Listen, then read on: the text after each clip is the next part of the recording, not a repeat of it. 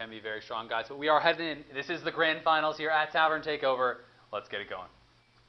So we have Faramir's gameplay here for you now. And I believe we are just waiting on Backspace. So, although this actually has Backspace highlighted, do not be confused. It is actually Faramir playing the handlock. Backspace is going to be your paladin, so we will get those highlights fixed up for you. But just keep that in mind going forward. This is, in fact, Backspace on the paladin and Faramir on the handlock. Yeah, a really strong start here, too, from Faramir. One of the times I have the most trouble with handlock is when they start with Ancient Watcher, they follow it with the Ironbeak Owl, and it continue to apply aggressive pressure, and using that early pressure to allow them to life tap into the answers they need going forward. This is a massive start for him, and just right away you see this is how important it is for these guys to keep board control and how aggressively they're going to fight for it. He's actually using this to attack into this shielded mini-bot to make sure he doesn't pick up this Ironbeak Owl for free. So moving forward, stuff like Aldor Peacekeeper, not going to shut this down from still being a threat really that much, because this shielded mini-bot's going to be taken out. We see Dark Bomb in hand. He's got some great responses, that sort of thing. Mortal Coil as well. Even if he did decide to go with the Aldor Peacekeeper, really trying to fight aggressively for it, then he would still have the answer. Yeah, so both these guys, this is the way that they're going to end up fighting. And again, we've seen these two styles. Yeah, we've seen these two styles be very successful so far. It's a rare treat to see these two guys who play this well and like this, to have to match up against each other, because frankly, they're just not misstepping very much, if at all. Yeah, I mean, it's very hard to argue against their results, that's for sure. And, I mean, if he has Muster for battle available, that would be really nice here. He could equip the weapon, take out that 4-1. The tokens would be able to answer here as well. We'll see if that's going to be the case. We don't have vision on his hand just yet. We are waiting for the invite here from Backspace, but I'm guessing, no, he doesn't, in fact. So it is just going to be a token dropped here, and Mortal Coil answers this nicely. Pretty interesting spot to be in. This token now threatens both of these, so his opponent does have to have something like Mortal Coil to shore this up, or Earthen Ring Farseer to heal up that Ancient Watcher and keep pressing forward. So, going to take some damage here, but this may be the kind of board where he has to consecrate early. Just not really what you want to do. I mean, it's a turn where you're not going to be developing your board any further. Not ideal. But he's not going to have to. Has a shielded mini-bot available, which is definitely a nice answer here. Now, I mean, as the answer, I don't expect him to really want to, use his Dark Bomb or anything like that. Is he really going to attack? Okay. Okay, so he is going to use the Dark Bomb. Interesting. Wasn't expecting that. And just going to go face, I imagine. So, I mean, still, the token going to be available to be traded in, next turn. We will be able to see the Mountain Giant come down, though. So, hopefully for Backspace's sake, he is going to have that Aldor Peacekeeper or some sort of answer. We are now finally connecting to his feed. We can see his turn there. He does have Coghammer, Quartermaster, Dr. Boom. He has a quality to answer that as well. So he's going to have some answers. Blood Knight in hand, but both shielded mini-bots have been used, and that's something that's also key to remember. Why you see him aggressively removing those Divine Shields. You have to keep the Blood Knight in mind. What a tough spot to be in, too. I mean, he can keep his token alive with the Coghammer, but he could also take this out straight away, make a token, and then Coghammer the token, which would give him access to Blood Knight on the next turn. Now, the question to that is how much is Blood Knight worth on the next turn? And frankly, I don't think it's worth as much as a Quartermaster. So I actually like that he's favoring this Coghammer here. Wow, he's going to leave the shield. Oh, so he may be playing aggressively for the Blood Knight. So look how much. I mean, he's willing to pay so much life with this too. I mean, he's down to 16. Not that he's expecting a ton of bursts to come out.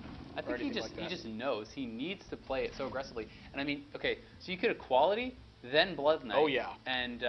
And you just be able to trade in token. That's going to be the play here. Yeah, this is the play for sure that he was trying to set up. Yeah, such a nice turn here for him. What if he just paid 8 more life? Why not? Yeah. Maybe because you could die. That's why. but gosh, I mean, I don't know. I mean, I'm not going to put it past him at this point. We've seen crazier things so far this tournament. That's true. We have. Yeah. So this is going to be the line of play almost guaranteed here, and it's something I do like a lot. I mean, there is. The Ironbeak Owl, unfortunately, in his opponent's hand. So, but still, it's forcing your opponent to have the answer, which is important. Yeah, Ironbeak Owl's not even necessarily a clean answer on this. No, it's not. Yeah, you have a 3/3 still. The token can be traded in. It's still a 3/3 on the board. It's not a perfect answer by any means. Start using up those charges, preparing for future weapons. He needs to get value out of those while he can. Big Game Hunter a little bit. He's looking for a bigger game than just a 6/6. 6/6 is not enough for Big Game Hunter, apparently. Yeah. I mean, do you feel comfortable just playing another Mountain Giant here? I don't really. I think I I like the Drake more, to be honest, because I don't know. It's kind of rough to just get the Mountain Giant Elder Peacekeeper, but at the same time, it's hard to know. I mean, It's you rough need to threats just on play the board. it into a direct answer kind of too. Yeah. So I'm going to be curious to see if Backspace is willing to pay life here. Oh, Oh my wow. gosh. He picks up Aldor Peacekeeper right off the top of the deck, and immediately a ton of pressure is going to be applied to Faramir. This was such an important draw. Yeah, an incredibly important draw there. I mean, do you think he floods the board? Does he drop the Piloted Shredder, just go all face here? Because the fact of the matter is, okay, no, he's going to trade. He's going to take it out. I like this a lot more, especially with when we see the hand. There is Hellfire available. There is the sounds available as well. So he has the ability to sweep this board out if he decides to go for it. And he is going to go for that Hellfire play, I do believe. So a lot could come down to what is actually summoned here from the Piloted Shredder. What is it going to be? It is going to be not a very impactful creature here. With True Silver Champion, that's dealing an extra point of damage too. There you go. Yeah, get the heal for 1. It's still 2-3 at the end of the day, but sort of the bigger story to this Pretty is average that roll. This Hellfire dealt with the board, but it's yielded initiative over to Backspace. So able to, Dr. Boom, this is just like what this card is for, is in these kinds of situations where you have a small lead and now it's become a huge lead. This is a deliberate non-attack from Backspace right here. He doesn't want to activate Molten Giants too much. If he played Molten Giant in a scenario where he was at 14, he had access to either Defender of Argus or to Sun Fury Protector, so that's the situation he's trying to avoid. Iron Beak Owl, a fantastic answer to this Twilight Drake, even picks up Lay on Hands. Yeah, it is really nice. I mean, especially if the bomb that kills off the Drake then hits the Big Game Hunter, it's going to be fantastic. That's really what he's hoping for here. Let's see. Does he get it? He does get it. That is really nice. I mean, I think you just token you a Noyotron. You try to set up for a big Quartermaster next turn. I definitely agree with you. The question is whether okay, so now he's going to choose to apply pressure to his opponent. Faramir's actually got 2 copy of Molten Giant in his hand. As well as the anti-heal, but I mean, he could just tap, double Molten Giant, taunt up, and then heal. How worried are you about something like a second equality? Actually, he doesn't have quite enough mana to do that. He can't just get... How worried are you about... No, he can do exactly what you meant. Oh, he can't taunt up. That's what he can't taunt up. Yeah. But even still, he's going to be at 19 with 19 power on the board. Oh, he's not going to heal. He's going to taunt up I think instead. he's nervous because of you have to take in consideration something like Enhanceal Mechano plus your Quartermaster, things like that. You do have to kind of be a little bit worried about. Yeah. So. Consecration gets drawn, but he's almost certainly going to hunt. I feel like you kind of have to lay on hands, look for that equality. Yep. Man, he missed a point of damage with that Shadow Boxer too. Very true. It's a sting. Oh my gosh, if he picks up this equality, he's going to be so far ahead in the threat game. Yeah, imagine he kills both the bombs and gets the drops in. Not going to get it. You start trading in. I mean, this is a tough spot to be in. Yeah, I feel like, yeah, it is a very tough spot. I mean, and the other question is, do you prioritize developing a token over the Noyotron? He's not going to prioritize that. Doesn't want to risk taking that additional damage to the face. And it looks like he is going to maybe start just trading in some of these minions. I think you go for the Boombot first to figure out if maybe this lands. changes some of your math a little bit. Yeah, I would like to see where the Boombot lands first as well. And the Boombot potential to perhaps deal with that Argent Protector. Let's see. It's going to be a 3-roll pretty high. I'm just going to wait now. Still a lot of pressure being applied from the other side of the board, but Faramir's hand is not lacking in threats. Draxus is going to be the answer here. And he is going to be able to use that to kind of punch through. Oh my gosh, this is such a huge board presence now for Faramir. He's already got Jiraxis online. He's got value out of the Jiraxis heal. He doesn't need the life tap anymore. He feels comfortable in cards. He knows his opponent doesn't have an equality. He would have used it last turn. And now look at the amount of board presence that Faramir has in comparison to Backspace. Yeah, it's rough. I mean, it's got to be a Consecrate. And the Sludge Belts are coming down here. But definitely a tough position. I mean, he has his opponent low on HP, though. We've seen these games get turned around, so we'll see if he's going to be able to pull it off. But, I mean, you have to feel that with some of the cards in hand, I mean, it could be a Dr. Boom get taunted up next turn. It could be, just going with the Hero Power, Sylvanas taunt up. There's a lot of strong turns that can come out from his opponent here. You know, I imagine he's got to go with Piloted Shredder into the token here. He's got to find a way to get significant value out of what he's got right now. Because it's not just a matter of, you know, how you best stay alive through these couple of turns, but you have to figure out a way. Yeah, you have to figure out a way to actually win this game too, and just, you know, work on what he's got. Your opponent's got a 6/6 coming every single turn. You have to be able to apply pressure too. So, you know, when he's thinking about that 6/6, he is thinking about how to stay alive. Probably trying to utilize the second Consecrate here. A Ragnaros gets picked up. My gosh. Faramir just has all of the options available in his arsenal right now. Jiraxis is still on the board. He's going to go with Ragnaros. He's going to make a 6/6 token afterwards. He's not worried about the burst from Paladin. I mean, this game could just be completely locked up right here. Yeah, he's going to need to draw an equality pretty much. Does hit the token. He needs the equality. Let's see if he gets it. Not going to get the equality, and that is going to almost guarantee the win here for Faramir. I mean, he can Black Knight, but, I mean, who really cares? Black Knight dropped the Piloted Shredder, but you are just gasping for air at this point. Such a brutal spot to be in, and he can still just taunt up again. I mean, he can drop another token. He can taunt up. 6, 7, 8, 9. No, not quite. Lethal. No. I think the play is gosh, he just got so much gas. I really would just like to see, you know, Hero Power, Sylvanas, Tana. You know, even if he gets a quality Consecrate, then you steal one of the minions. I can't disagree with that, man. I mean, because that pretty much guarantees it. And if he does this, then it means he's healing up. So it means he's healing up now. So it's probably going to be anti-Keelbot. Oh, wow. Oh my gosh, can you imagine if he'd gotten Doomsayer off of that? Yeah. They continue to clear here. And Hero Power and Taunt Up, I would imagine. You know, Lightwell's going to give him a little bit of extra health here. Maybe this is... Well, we'll see. It might just get killed off right now. Oh my gosh, Ragnaros goes straight for the face. He needs equality right now. It's going to be Tyrion instead. Man, maybe Tyrion can help fend this board off a little bit. It's something. I mean, he's still alive, but for how long? I mean, I just am not seeing the win just yet. In the cards here for him. You know, every turn he buys, there was one more turn that he could possibly draw equality. Yep, very true. He is still alive. And I mean, he has the potential to drop another token here as well. You know, something to absorb those rag shots. He needs every little piece he can get right now. Does he have... Siphon Soul gets picked up. And that looks like lethal to me because he's just going to push through Tyrion, have your 5/3 weapon. It doesn't matter this game. Faramir going to take a very decisive game one, just really showcasing the power of Handlock right here. You know, I mentioned I thought he was potentially going to lead with this because I thought it was the weakest in the lineup, but still a scary beast to play against. I mean, so, you know, this is another card I think that matches up very well, actually, against Handlock. Yeah, I mean, it's very clear, I think, that his deck is aimed more at this archetype than kind of the other ones. Yeah. He's just looking for, you know, Handlock's looking for their own swing turns.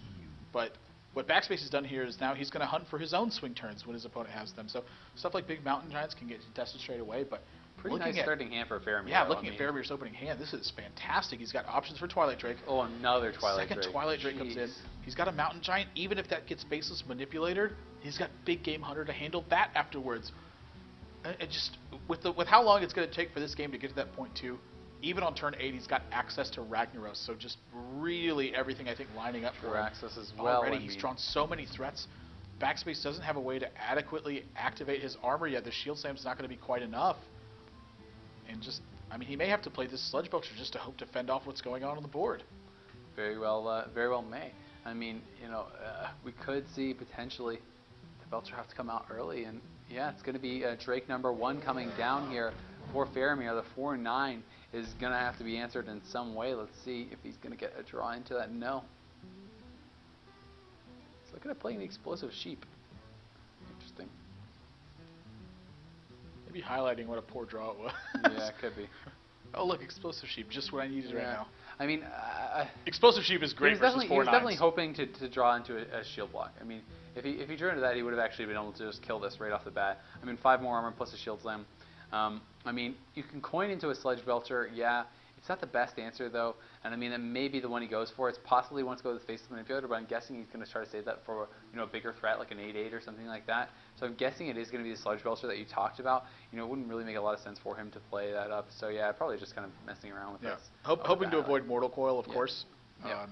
Pretty much one of the biggest threats he could face right now, but have to see what he ends up drawing here. I mean, I can't imagine a turn when you're not playing either another Twilight Drake or a Mountain Giant here. So. Yeah, I kind of favor just playing another Twilight Drake. I feel like it's something that's not answered by as many things, and it's going to be the Mountain Giant, though. So, we are going to see this crash on in, and this could be the Faceless Manipulator's turn. Wow, he actually chooses not to attack here. Okay. Brawl is drawn from Backspace. Is this the turn that he needs to gamble? I mean, this is potentially 17 points of damage that you're dealing with Brawl. I think it's a pretty reasonable turn to Brawl. I mean, when you look at your other options, yeah, you can Faceless Manipulator, but it doesn't really deal with the board that well. And your opponent, having the potential for Siphon Soul next turn, for BGH, for a lot of different things that could answer that. So, Brawl would be pretty reasonable. If he wants to go face a Brawl, I couldn't blame him for that. We have to look at the other lines of play. I mean, there are some other ways he could go. That's pretty tough, man.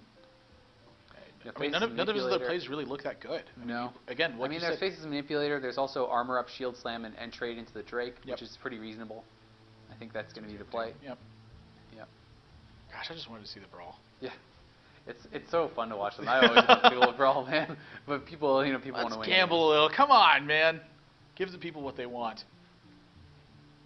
I'd be raging in chat if he didn't Brawl, man. I'd be so mad. Yeah, man.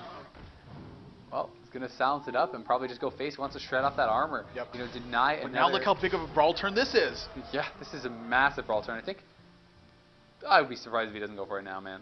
Yeah, he's going face. He's going to Brawl. Wow. Especially with the owl down there. I think it's just too much. The second Twilight Drake meant you can't just execute here, so he's going to go for this Brawl. 50-50 pretty much. He doesn't care if the owl comes out. He doesn't care if the Belcher comes out. It is the owl. Wow. A very good Brawl. 18 points of damage dealt with Brawl effectively. Loses a 3-1, kills off a Mountain Giant and a Twilight Drake. Not too bad. We're going to have to start digging for some more options here. It looks like Anti-Killbot's about all he's got. I mean, he can play this Ancient Watcher, so he's got a threat with Iron Beak Owl next turn. Maybe he wants to even taunt this up. Also have to worry about Sylvanas, though. We've seen Sylvanas time and time again causing problems. Do you really want to use that, that Iron Beak Owl, before Sylvanas has been played? Speak of the devil. Yeah, that's the thing, man. Sylvanas is pretty much the devil, too. I mean, it is. Gosh, this card has been so problematic. Yeah, he does have a silence for it, though. He does, yeah. I mean, I'm guessing it's just going to be the Silence, the Owl, and the Dark Bomb. Yep. Now, this being said, Backspace is going to consider what that second silence means for him. How much damage does it actually deal? Because this looks like a pretty decent turn to develop Gorehowl. You're not under a ton of pressure.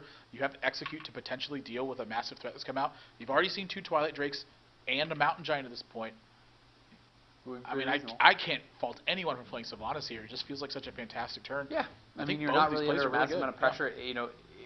Considering there's not a silence there, your opponent would be under, kind of mess with your opponent's turn quite a bit. Second Mountain Giant gets picked up for Faramir. He's drawn both Twilight Drakes and both This is just such a good turn. I mean, Giants. Silence, Dark Bomb, Owl goes in, Mountain Giant gets played.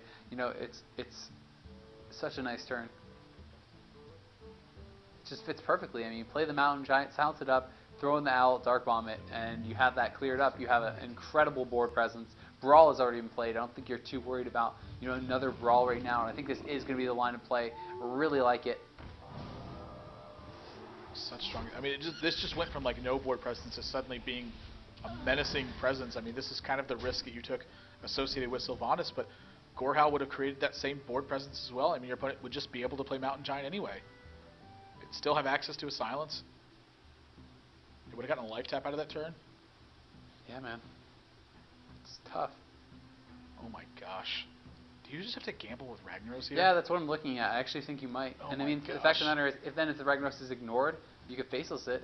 There's something you could look at as well. Because I mean, it's like, what are your other options? I mean, Dr. Boom is an option. You can dig as another option. But the thing is, even if you dig, you're not going to be probably able to get enough armor to be able to actually do anything. So he's actually thinking about going Dr. Boom. Yep. I think I like Dr. Boom a lot better because next turn you actually have a way to deal with this Mountain Giant. I mean, you're taking a lot of damage in the meantime. But again, handlock decks are not the way they were months ago when they used big burst combos like Leroy, Faceless, and Power Overwhelming. They're just consistent heavy pressure now and looking to grind out these games. So with a card like Dr. Boom, it's still kind of scary. Yeah, facing down 14 damage from your opponent. 14 damage when you're sitting at, that's going to put you at 10 HP. You have to consider, other sources of damage as well. I mean, Ragnaros hits you in the face there in area 2. Tough stuff, but he's going to have to gamble a little bit with Dr. Boom. Lotheb gets picked up. That can help shut out execute turns. Hey, he's thinking about Hellfire. I mean, you saw him mouse over the Hellfire there. I kind of just like Siphon Soul at Go Face. I mean, I don't really see much of a better play. Big Game Hunter is reasonable as well. You know, but I really kind of like Siphon Soul you know here. I like Big Game Hunter a lot better. Yeah. Because it's reducing the possibility that your opponent's going to be able to hit this this Mountain Giant with Lotheb playing board as well. Yep, and then Lotheb's also going to help choke out your opponent's ability to play anything. Backspace is under a massive amount of pressure right now. And we have to remember there's still, you know, the ability to get the extra 3 damage from the Hellfire. Yeah. There's a potential for a lethal with Ragnaros. There is still anti heal bot in turn. There's an additional 3 damage to Jiraxis. And, oof. Let's see where the bombs go. Oh, no. Wow. That is so brutal. I don't think Backspace has any way to live through this turn. He's just facing so much damage. That's got to be it, man. Yeah, I mean, I don't see a way out of this. Even if Ragnaros hits the 8/8, he still loses. Yeah, he's just lethal with the Hellfire, so that's going to end up doing it. Even no matter what this Ragnaros target hits, if he got the best shot possible, unless it bugged and dealt 19 damage to the face, which it's not going to have in this game. Good development on Blizzard's part, and that's going to do it. Faramir, again, very decisively taking this game, even despite such a huge brawl turn. I think the difference in that game was just that he was able to draw so many threats in the early game. Yeah. He had 2. Game 3. Well, Undertaker, Ruby and Egg. You know, we haven't seen too much Undertaker being played in this tournament so far, but I think the bigger story of that is that Hunter didn't get really helped too much from GBG. I think it actually got hurt more than anything, mostly on the back of Antique Healbot. You know, Hunter's the strength of that deck. Hunter's strength of the deck was the fact that it was able to leverage so much power against your opponent's life total that even if they recovered, you were able to finish the game. With Antique Healbot, it's not the case. It presents a threat. It restores 8 health. It's not just like Sludge Belcher. You know, it's a lot harder to double kill command past an Antique Healbot than it is to double kill command past a Sludge Belcher. So, not a surprise to see Undertaker being played in Zoo. Of course, there's still a lot of death rattles that are in here, but you know, again, really got to get things going first. Double Dark Bomb from Faramir's hand. I mean, this is kind of what we were talking about. If he draws the right cards, it gets a lot tougher for Zoo to really make up the ground in these sorts of matchups. No Playing kidding. Undertaker. I mean, Ruby and Egg is easily answered by the Iron Beak Owl as well. Yep. You know, a lot of answers here already early on. Let's see, though. I mean, you can't just get by on spells. You do need to get those minions going as well. Not going to decide to Dark Bomb here just yet. Yep. I think this Molten Giant really changed his game plan a lot. Before, I think he was going to look to try to pick apart the board and go from there. But when he picks up a Molten Giant, his game plan, I think, drastically changes. He's looking to take some damage now and finding a big swing turn with Molten Giant instead of just clearing out this board and making sure he's got control of the minions. Yep. Definitely makes a lot of sense. And, you know, the Iron Beak Owl already moused over. I think it's a clear Iron Beak Owl and Dark Bomb turn next turn. We'll see what he draws, but I think that's basically guaranteed that we're going to see the Egg silenced up and the Undertaker taken out. You know, Big Game Hunter typically not very good against Zoo, but when there's a Sea Giant in there, sometimes it's pretty good. Yeah. This is already just not a good start for Backspace here. Yeah, you're almost certainly going to see Implosion this turn. Oh, geez. Another Egg, really not what you wanted, but, you know. I actually, picking up that second Egg might change this a lot because Hellfire and Shadow Flame are cards that he's looking to play around. And could just tap and... right, with the hand he had, he didn't have a way to do that. But now that he's picked up this Nerubian Egg, I think he feels a lot more comfortable just developing his board position with this Nerubian Egg and pressing forward. 2 back-to-back draws from each of these players really kind of changing, I think, the game plan that they were going to look towards moving forward in their turns. All right, so he's going to take the trade and push forward down to 20 HP. Now, definitely don't want to leave those free minions out there for the Shadow Flame. You know, something you have to always be worried about. Lotheb is going to be the answer now here. So it's not going to be an Implosion turn. It actually could kind of help him out. Well, it's going to be Sea Giant for sure. Yeah, which is going sure, to be BGH. Again, yeah, I mean, the BGH really going to answer this, and just a matter of Faramir so far having all the right answers that for everything Backspace has thrown at him. I mean, it's just, how often does this come back to bite you in Zoo? It's just almost never. I mean, this is a deck that, like, one of the advantages that it had was it took advantage of the fact that people had Big Game Hunter in their deck, but now it's going to come back to bite him. Yeah, definitely. I mean, he is going to be able to set himself up for the Implosion Knife Juggler turn, you know, unless he does draw something really nice here. You know, it's going to be rough, though, man. He's already setting himself up for the Shadow Flame as well. Gosh, I mean, I don't know how much he's got to get off. Do you feel like he gets the Dark Iron Dwarf out here now? With, you know, just to kill off the 4-2, you know, get your another 4-4 body out there. It's scary, though, because, you know, developing that out there, it's still just makes your board so susceptible to Shadow Flame. Yeah, I think it's definitely something he's thinking about. And I mean, it almost makes me want to use the Dark Iron Dwarf on the Silenced Egg, just get some value out of that. Just trade that into 4/2. It's so tough not to use Knife Juggler here, though. I mean, this implosion could, it could swing the game back to where you need it to be. So. Yep. Let's see. Oh, Knife Juggler and Dark Iron Now, Dwarf. does he go? I like this. I think this is actually really smart. Yep. Because the thing is, he has to protect his board somewhat against a Shadow Flame, and I mean, I think he's just going to take out the 4/2 with this. Wow. Okay. Yeah. Yeah, I like this a lot. I think most people would have actually, triggered the egg there. But the fact of the matter is, he's got to protect himself a little bit. He's trying to hedge his bets, but 2 Molten Giants available for him. But I mean, this looks like a board position to me that you gotta consider Shadow Flaming. I mean, you could take out the egg and Shadow Flame afterwards. It's just, it's kind of teed up for you at this point. Yeah, and I think he's got to go for it. That's what the play is going to be, and this is really going to kill the momentum here. We'll see what the response is going to be. I mean, Implosion could come out, and I mean, Implosion. Wow, and he picks up a Sunfury Protector. No, that's probably going to end it. I feel almost. 2 Molten Giants are going to come down. His board's going to get swept. How on earth does Backspace recover from a turn like this? I don't think he does. That's the thing. I mean, with the taunt drawn up here, you can try to go, for some sort of lethal, but it's like, I just don't see it. I mean, he's probably just going to drop Doomguard, go face, and pray that he can get another Doomguard. But when the taunt comes out, I think that's just going to be a concede.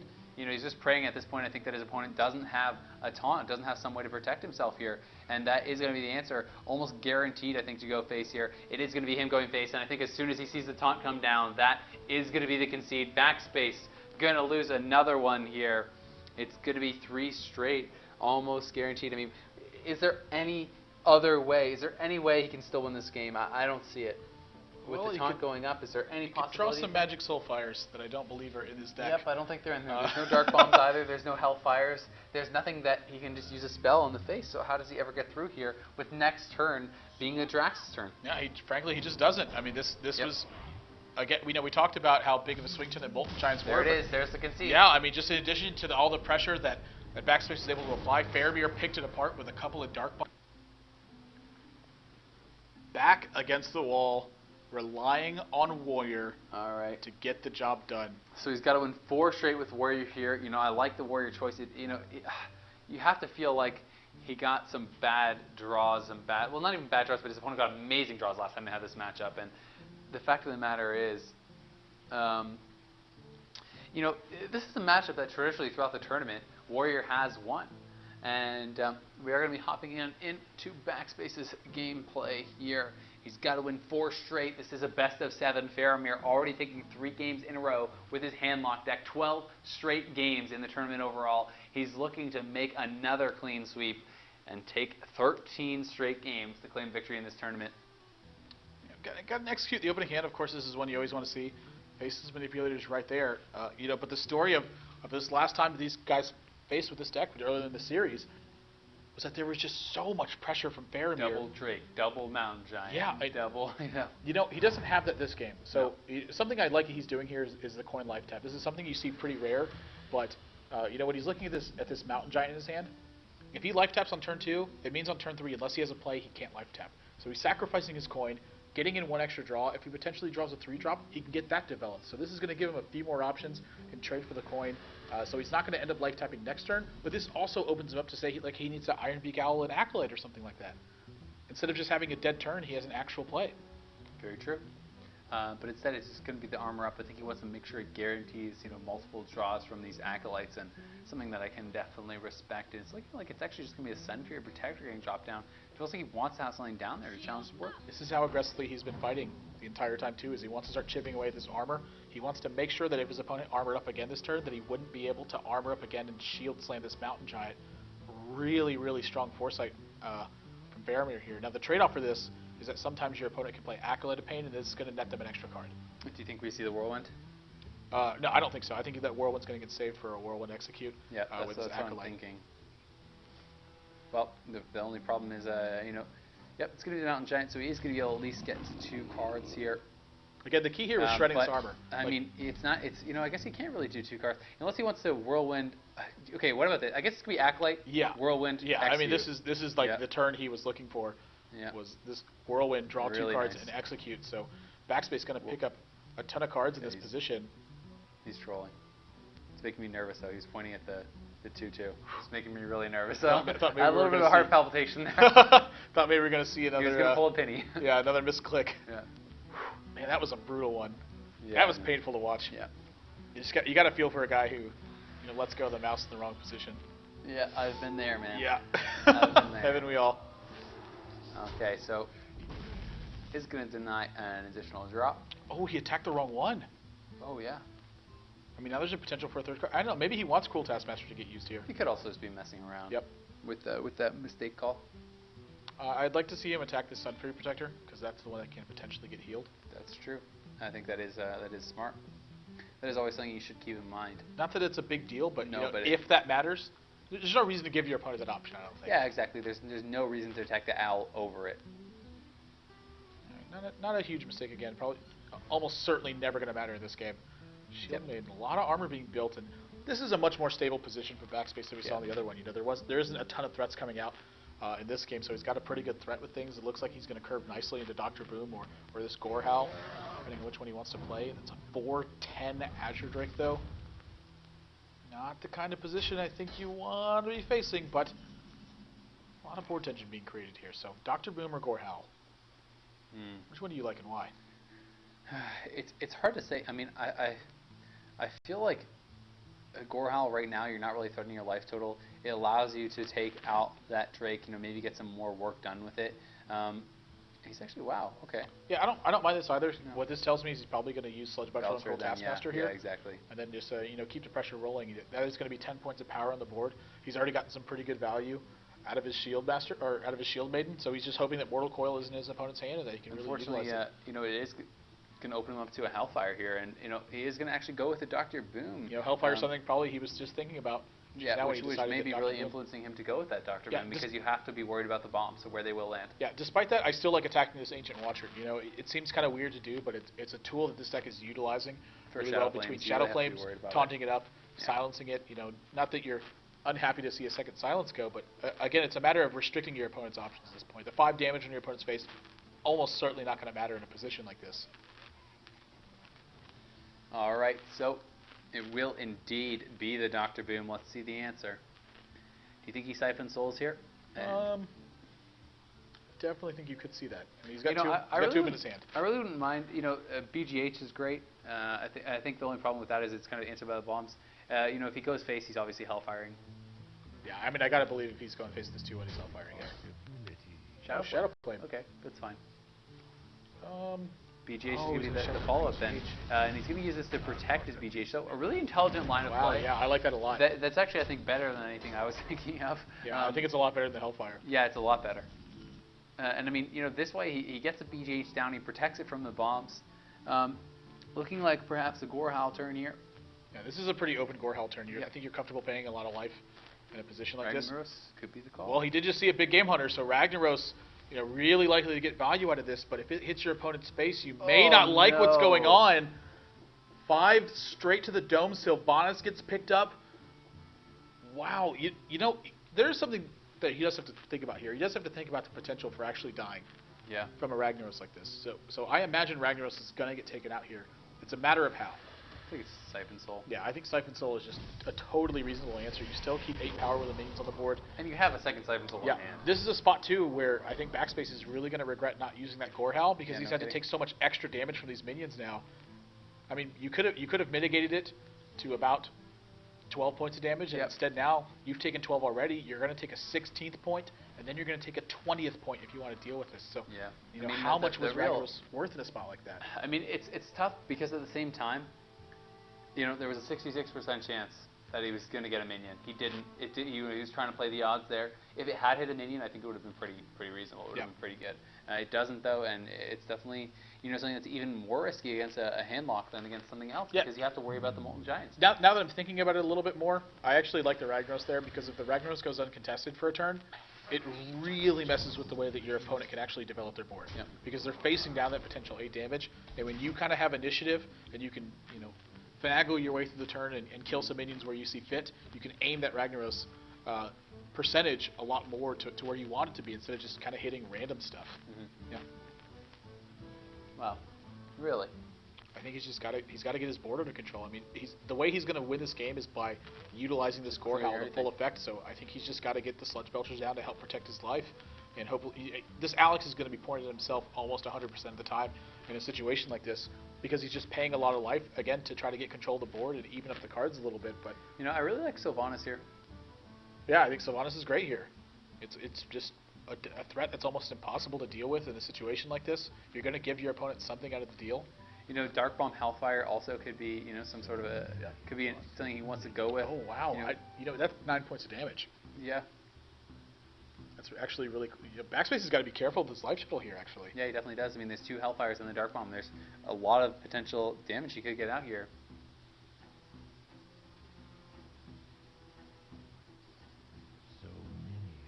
Definitely some tough decisions to make. The other thing is, developing Dr. Boom really would be not bad at all, because if you develop your Dr. Boom this turn, and you save the double Hellfire plus the Dark Bomb, pretty decent chance that one of your bombs actually go face. Yeah. And one of your bombs going face could just be a surprise lethal that your opponent is not expecting. Ooh. Kind of favor taking out one of these sludge belchers here. But yeah, still, the pressure's still on Backspace here. He's got to be mindful of his life total because I'd be pretty hard pressed, I think, to be thinking about double Hellfire with the boom bots lethaling me here. It's certainly maybe something that crosses his mind, but I doubt it's something that comes into his line of play, though. That's the thing. He's got to get rid of this Dr. Boom. I think it's going to be Cruel Task to execute. And the question is, how do you clean up these boom bots? Yeah, I think Armor Smith is probably something that needs to hit the board this turn. Mm-hmm. Armor Smith, Cruel Task, execute. Actually, I think he's going to save this Cruel Taskmaster. I think he's going to use his slime to activate slime? This. Okay. Yeah. No, I don't mind that whatsoever. Shield Maiden as well. He wants to reduce the effect of these boom bots hitting the right targets. He wants them to actually be hitting quite random stuff. Yeah, so picks up an extra armor there. Yeah, and probably just going to go face here too. The question here is, how much are you sacrificing by using this core howl charge to start clearing out these boom bots? And frankly, I don't think it's worth it. I think at 5, it's right where you want it to be. It's going to challenge Loatheb, Ancient Watchers, that sort of stuff, even Sludge Belcher. So leaving it at 5, I think this is pretty heads up. He's sitting behind the Sludge Belcher right now. He's got the Armor Smith on board. I think his life total's pretty much in check again, and he's going to be fighting a battle of attrition once again. Yep, where these bombs land could be somewhat impactful, so let's see. He definitely does have the ability to clear a lot out with Hellfires if he's able to get the right bomb landing. So there's 2, so that one is susceptible to it. If he hits this and it goes into the Shield Maiden for 2 or more, let's see. Yep, that is it. That's going to be the Hellfire for sure. The perfect setup for the Hellfire now. Going to be able to clear everything out. Brutal result there for Backspace. What are you following this up with now? Oh my gosh, wait a minute. There's a potential lethal here with yeah, he has to be worried about that. So, if he's thinking about Cruel Task, Gromosh, he has to actually use the anti-kill bot here, or Siphon Soul, which he may actually be prioritizing. Does that actually put him out of lethal, though? It's 5 damage plus the 12, so that would put him actually, just out of lethal. Oh my gosh. It feels so gross Siphon Souling a 1-2, though. It does. But, to me, that's really prioritizing. That's once again, that's him playing for a win if he decides to go with that. Try to save it for the swing turn, but he is going to decide to go with the anti-kill bot. In the end, I think this is going to be the better play. Oh my gosh, and he picks up Sludge Belcher. I got to believe this is an Alex Strauza turn. Mm-hmm. Yeah, I would think so, too. He's going to go for maximum pressure on his opponent right now. This is so much he has to deal with. He's down to 14. He's got an answer to this Alex Strauza, but he's got to find a way to answer Alex Strauza and continue to develop his board. I think with your opponent at 10 mana, I don't think you actually mind really putting him to 14, but I'm not actually positive about that. I have to think about all the answers that there could be. So he's going to decide to actually not put him down 1 more HP. Now let's see. He doesn't have a ton in hand right now. He can Siphon Soul. That will put him back up to 18. Yeah, but if he Siphon Souls, he can't develop anything. I know. Again, Siphon Soul is it's an answer, but what he's looking at is, can he answer this and continue to develop his board to start getting to a winning board position? Unless he wants to tap and take the risk to see what he finds.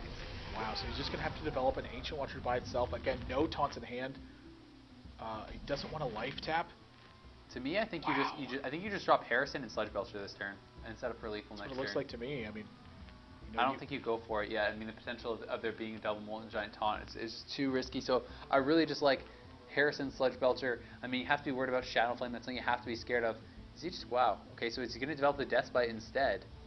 And it's going to be the Belcher or the Death Bite. Okay. We've seen people hold on to Harrison time and again to play around stuff like Jiraxis. So yep.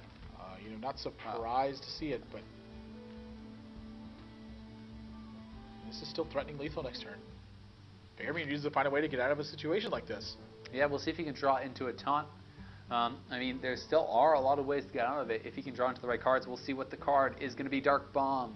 Not really the answer for him here. I mean, you got to be scared to tap, though. If you tap and you don't draw it, you're done. I mean, he's got to draw. His line of play has been consistent with playing around Grommash. That's the fear he has in mind. If he's going to continue to play that way, yeah, he's just going to have to tap. We'll see what he can look for, because yeah, he's done. If he doesn't draw into a taunt or something here, I mean, if he draws into a taunt, he definitely has the potential to make some big turnaround type plays. But right now, he's got nothing. So I think eventually he is going to come to the conclusion. We'll see, though. I mean, if he's dropping this, I don't think he's taunting. Yeah. Wow. Okay, so that's going to do it. And his fear this turn was that he had no potential way to play around Grommash and continue to put himself in a winning spot. Backspace is going to get the win he needs to stay alive in this series.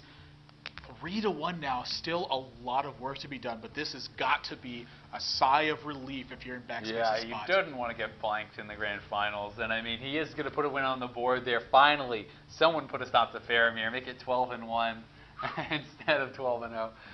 But Backspace playing well, but yeah. But Backspace certainly not short on answers so far. I think he'd like to see something like Fiery War Axe. If he can draw the Fiery War Axe with that, that's the dream hand pretty much. But what are you mulliganing Execute out of this hand? He already mulliganed. Oh, he did already mulligan. Yep. Oh, okay. Well, there you go. You don't mulligan Execute out of this hand then. Yep. There's Zombie Chow and a Knife Juggler. This is a start that Faramir's had before, to a lot of success. Oh man, yep. We will see. I mean, Zombie Chow is just never something you want to see come down. He's definitely going to be crossing his fingers to draw that Fiery War Axe. Not going to be the case. It's not the most threatening thing just yet. You can, afford to take some damage from it because it is going to start to heal you up. You really don't want to see that turn 3 muster. That's where things started to get kind of really problematic. Yeah. And Ragnarok's not going to help him out here. 2 big heavy draws in a row, and gosh, really needing a weapon just not available to him right now. That's one of the things you always have to really watch out for, unfortunately. As a warrior, because you have so many of these legendaries, these late game threats and stuff, you're really dependent on a couple key cards. mainly Fiery War Axe to really kind of tide you over, get you through that early game. Indeed. Wow, he's gonna coin. He's gonna coin with the Acolyte, I think, almost as like a taunt, I guess. But it's only gonna give him 1 draw. It's not. I mean, maybe it's gonna set up. If he does that to me, that would have been desperate. I think you just go. I think you just got to eat the damage for now. Rely on the Zombie Chow to give you back some of the life that you need, and hope that your opponent starts to stumble a little bit. I think he's, a little bit disappointed that he doesn't see something like Buster for Battle this turn. Frankly, I mean, he would have been taking some extra damage, but he would have gotten it out of the way. Brawl, that could be a really interesting draw this game. I imagine this is going to yield another armor up. Faramir going to have to be careful on how to develop his turns going forward. Yeah.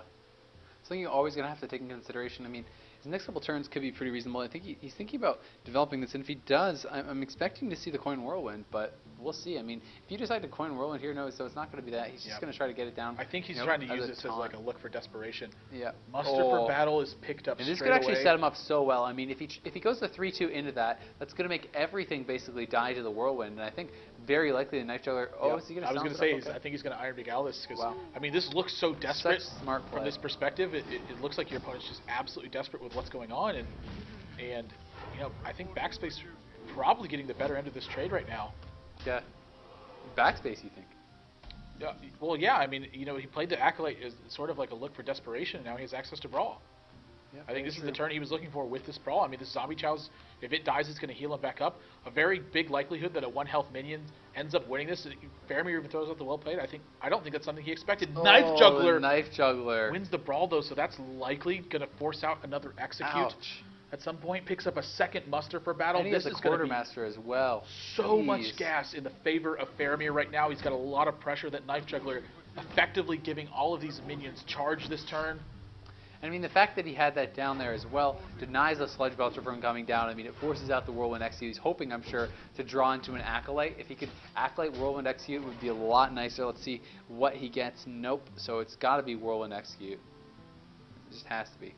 He can't afford to get that Quartermaster. He can't afford the risk of the Quartermaster. I mean, he's got Harrison Jones for 3 card draws, but again, he's just under so much pressure. Yeah, he doesn't really have an option This is the other than only to deal with the option. board. Yeah, I mean, this is what pressure is creating. It's prohibiting a 3 card draw Harrison Jones from happening this turn. I mean, Quartermaster would have ended the game, so he had to. That was his only choice there. It's going to be another muster, though. Not going to be too happy about seeing this. Backspace is going to need to pick up a Whirlwind, but he's got 4 card draws to do it. Maybe 3. Let's see if he goes for it. Nope. He already attacked with his first weapon. So it's going to be 5 card draws. I mean, there's 1. Let's see the additional 4. Is he going to go for it? Yeah, 4 extra card draws. Yeah, my I think he's got to go for it. Yeah, no question about it. I mean, you cannot let a Quartermaster take Pretty place high this chance. turn. Let's see. He's going to need a Whirlwind. He's going to need a Whirlwind. He doesn't pick it up, and Quartermaster is going to apply so much pressure to Backspace now. He's going to be facing down a full board full of minion damage.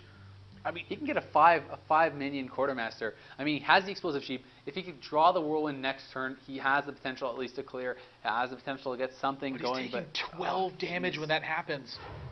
Just brutal. And the fact of the matter is, there's still the True Silver Champion. There's Consecration, 6 damage. They can't even, 10 power and health my from a 5 mana card. This has been insane value. Backspace needs a Whirlwind right here. Doesn't get it. He has no way to replace his Death Spite, and with his current hand, I don't think he has any way to fend off the amount of pressure that Faramir has applied to this board. He can help fight with the Sludge Belcher, but there's Equality, Consecrate, there's True Silver Champion, Armor Smith can come down, but I think this is just too much pressure. Yep, I think this is going to do it. I think we have our champion. Faramir is looking unstoppable here. We will see if he can finish this out right here, right now. He has, oh my God, he has the Equality. He has a True Silver Champion. So many ways to finish this off. Let's see how he's going to do it. Defender I don't see any way that he can miss this. I mean, this is just Equality. No. It's Consecrate. Your opponent gains 1 armor off that. They gain a 2nd armor off of this Sludge Belcher token, but that's just it. It's just too much damage. Backspace is going to fall 4 games to 1. Faramir putting up a 13-1 record after starting 0-2 to Kalento, and he's going to be the winner of this tournament. What an unbelievable performance from Faramir. Absolutely insane run, completely dominating performances. Paladin deck crushing throughout the tournament. Starting from the first round, he gets a reverse sweep, a 3-0 over Kalento with his handlock, doing so much work in his